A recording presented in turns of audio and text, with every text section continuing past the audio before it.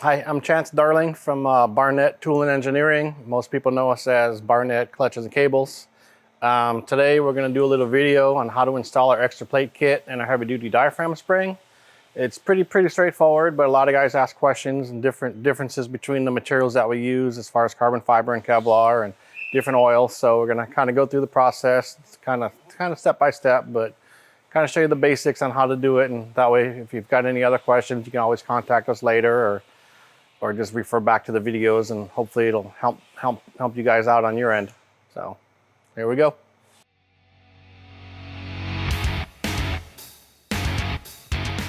Okay, so what we're gonna do, basically refer to your service manual and get it to this point where you got your primary off, your foot brake, floorboard shifter, and all that kind of stuff. And you always want to remember, disconnect the negative terminal, just because you never know what could happen. Your kid could come walk up and hit the button, or who knows. It's just a safety thing. So we get to here, got your 10mm socket. Basically, you need to remove the 6 bolts on here to release everything. You kind of want to go in a star pattern and release it evenly, because it is under pressure.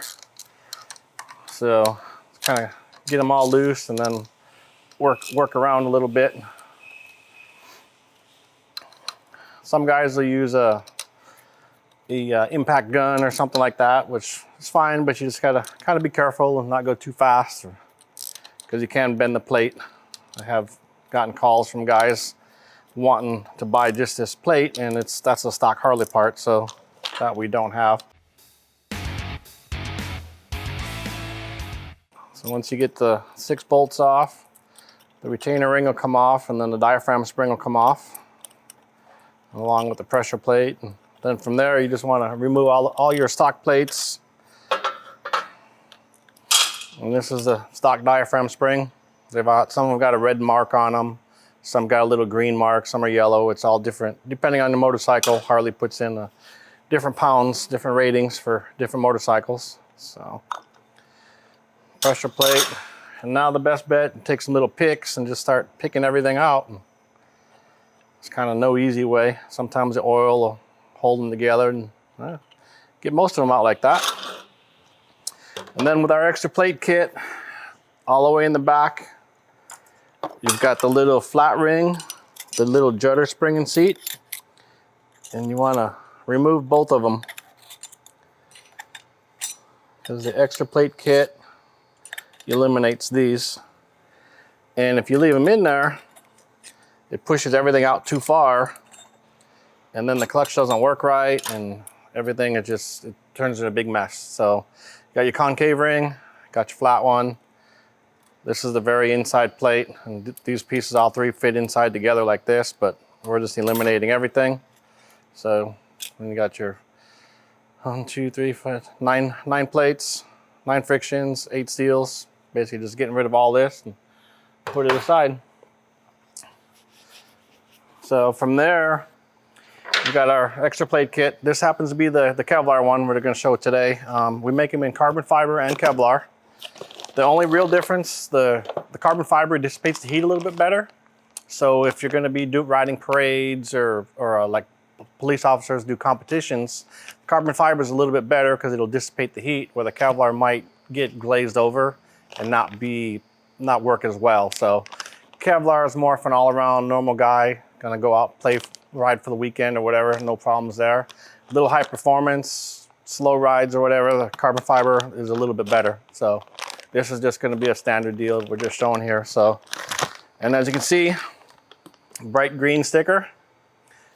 It says extra plate kits, remove dampener spring and seat, do not reuse. That's these 2 rings, the flat ring and the concave ring. So you eliminate those. Make sure you take both pieces out, because it's not going to fit in with them in there. So basically, just take everything out, and it's got a couple little notes in there as far as oils and what to use. And what I generally do, take all the friction plates. You're going to have 10 of them in there. Doesn't matter the order. You start with a friction plate, you end with a friction plate. So our rule of thumb with our kits, you want to soak the plates for 3 to 5 minutes. So what I do generally, grab the oil, dump it in a little pan underneath it, and then just take the plates, soak them in there, and you're just gonna let them sit for like 3 to 5 minutes, kind of move things around. And really, if you do that first, it kind of doesn't slow your process down, but kind of showing you in the video here, kind of a little bit different. But like I said in the notes, I give you a little notes in here, which most people never read, but we try to describe the different processes and what to remove, and I got a little note on the oil, what kind of oil to use. But so it's just, like I said, most people don't even read them. We try to help everybody out, but so that's kind of why we're starting to do videos here, so people will know what to do, what not to do.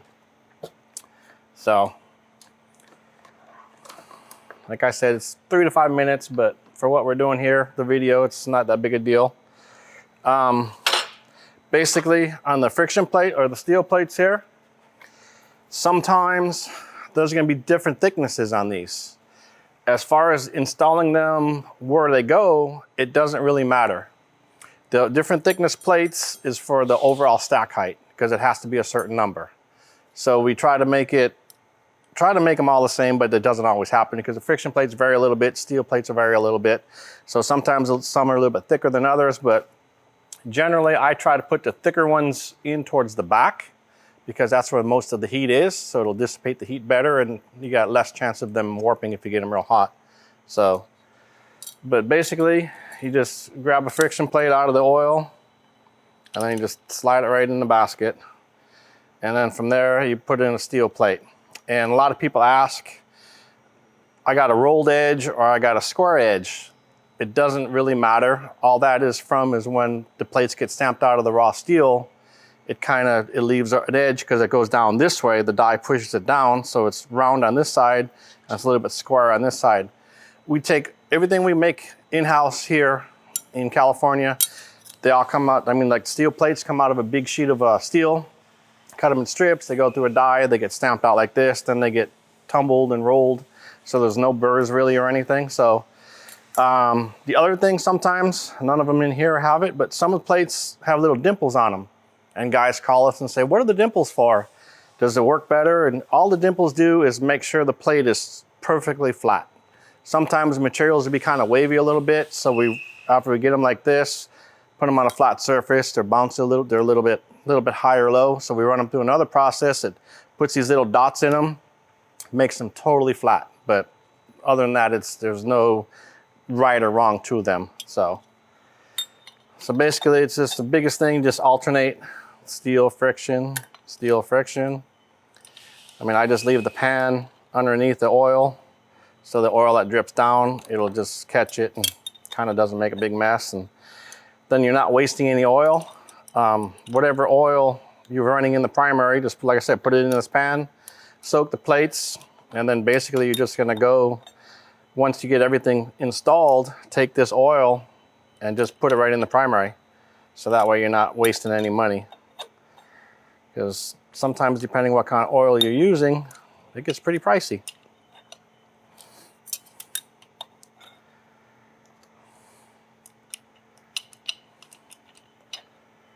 And you just want to make sure you always alternate steel, friction, steel, friction. And like I said, with this particular kit, you're going to start with a friction plate all the way on the inside, and you're going to end with a friction plate up against the pressure plate. So.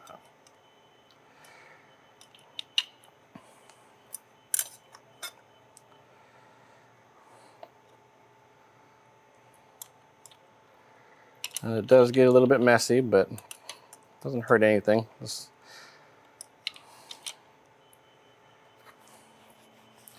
So from there, kind of check your pressure plate out, make sure it's not grooved up or broke or cracked or anything. Then you want to slide it back on with the holes. Put your push rod in the center. Kind of make sure everything's seated down all the way.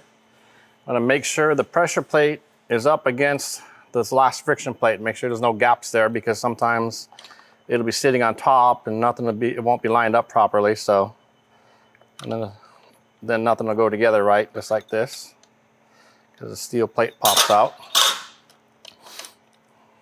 And some guys will just force it on there, but nothing's going to work. So you want to make sure everything's seated down all the way, pressed in all the way. No gaps, nothing. So if on this particular bike, it's a Jim's 131 engine, so we're gonna eliminate the stock diaphragm spring, and we're gonna put in one of our heavy duty diaphragm springs. These springs are good up to maybe 120, 125 horsepower in torque. Every engine's gonna vary a little bit as far as acceleration and what springs will work. I mean, we make lots of other products for the horsepower, like the more higher end bikes, but this is kind of a least expensive alternative to buying one of our full lockup Scorpions or something like that, and they do work very well. So put the spring on there. You want to make sure the slots are in the center of the holes, and then you put the retainer back on, and it kind of centers it all up together here. When you're not in a hurry trying to then just kind of turn it, get your holes all lined up. And what I like to do is get all 6 bolts in there, get them all started. That way everything's centered, make sure nothing's moved, everything's in where it's seated, where it's supposed to be. And then put in the other 4 bolts.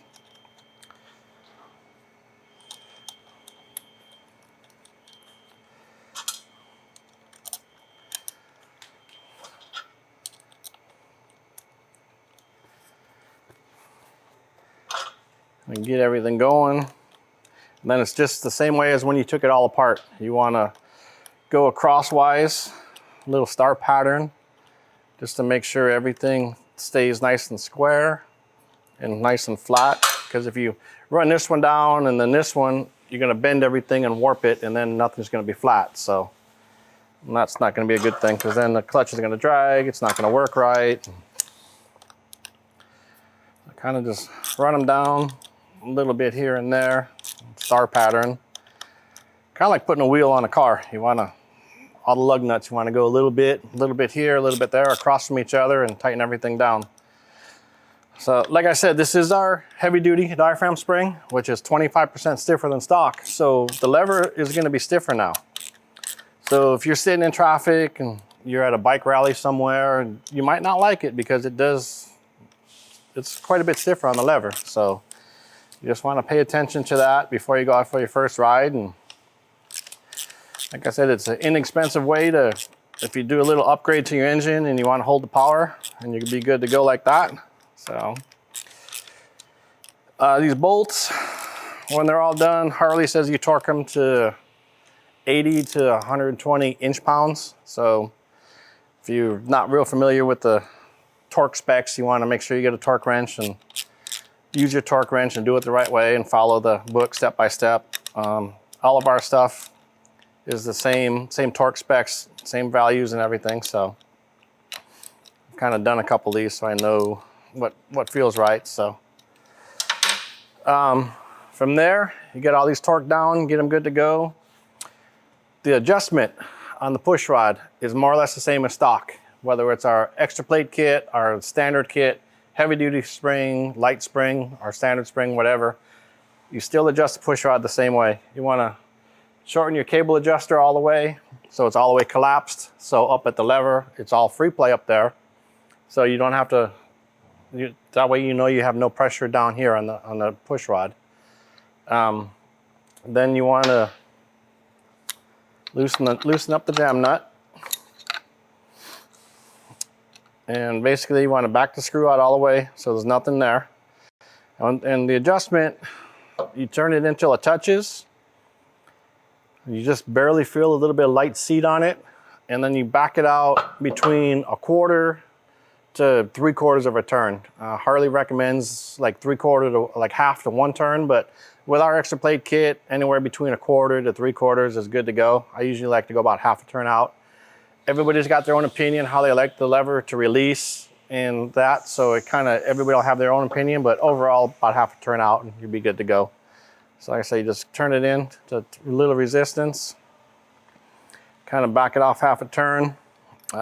This, we got a little handy dandy Jim's wrench for adjusting this stuff. Makes it a lot easier, but touch it, half a turn out, and then tighten down the nut.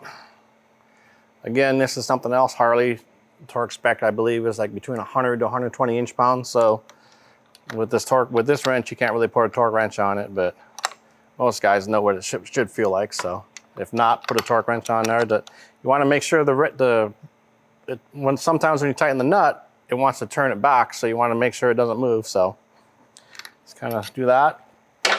Then from there, you go and readjust the, I don't really pop it out, but